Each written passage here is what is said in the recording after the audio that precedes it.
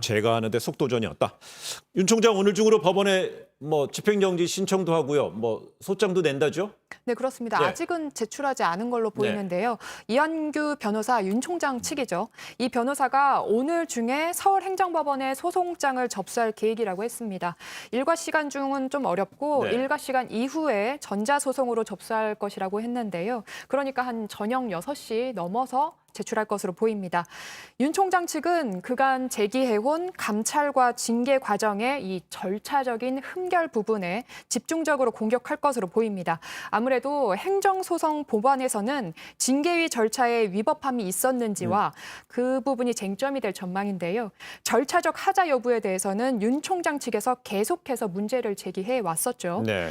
예를 들어서 징계위 구성 관련 징계위원 위촉 과정이나 8차례 제기한 기피 신청 등 예비위원 충원 요구 등 절차 전반에 대해서 절차적 흠결 지적에 나설 것으로 보입니다. 네. 그러나 이 행정소송 1심 결론은 윤 총장의 임기가 끝나는 내년 7월 전에 나올 가능성이 현재로서는 좀 낮아 보이기 때문에 윤 총장 측에서는 법원의 집행정지 인용을 더 주의 깊게 볼 것으로 보입니다. 네.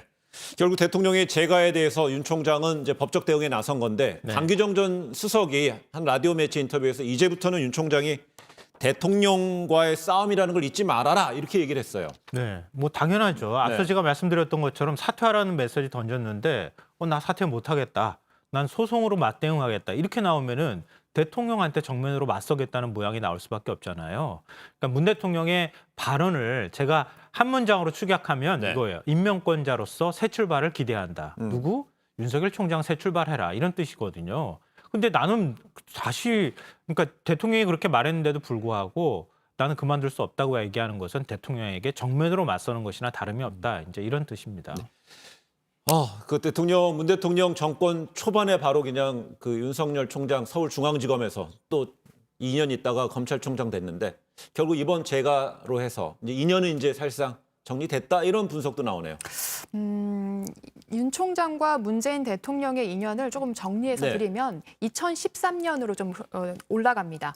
문재인 대통령과 윤석열 총장은 2013년 그해요. 10월에 윤 총장이 국정원 댓글 의혹 수사에서 이 직무 배제되자 네. 당시 의원이었었던 문 대통령이 진실 규명을 위한 수사에 외압이 행사된다는 것은 정상적인 민주주의 국가로서 작동되지 못하고 있는 것이라며 이 윤 총장의 힘을 실어줬습니다. 그리고 2017년 3월 윤 총장이 수사팀장이었던 국정농단 특검 수사가 종료되자 문 대통령이 수사 성과를 이렇게 높이 평가하면서 격려와 감사의 인사를 전한다고도 했습니다.